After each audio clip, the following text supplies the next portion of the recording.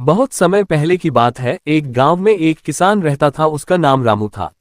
रामू बहुत मेहनती था। रामू दिन भर अपने खेत में काम करता था और उसे जो उपज होती थी वो उसी में अपना गुजारा करता था।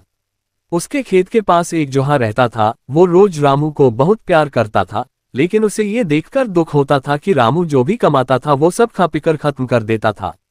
उसने सोचा क्यों ना रामू को बचत के लिए के बारे में समझा जाए और इसी बहाने उसे भी रहने एक जगह मिल जाएगी।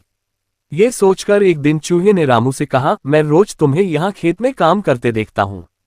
मैं देखता हूँ कि तुम जो भी कमाते हो वो सब खा पीकर खत्म कर देते हो, कुछ भी भविष्य के लिए बचत करके नहीं रखते हो। ऐसे तो जब कभी भविष्य में तुम्हें कभी जरूरत आएगी तो तुम्हारे पास कुछ भी नहीं होगा।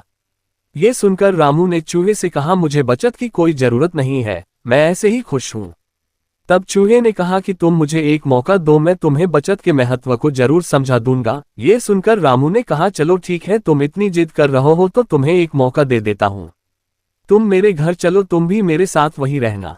चूहा रामू के साथ उसके घर आ गया। चूहा भी रामू के साथ खेत में काम करता था और दोनों मिलकर अनाज लेकर घर में रखते थे।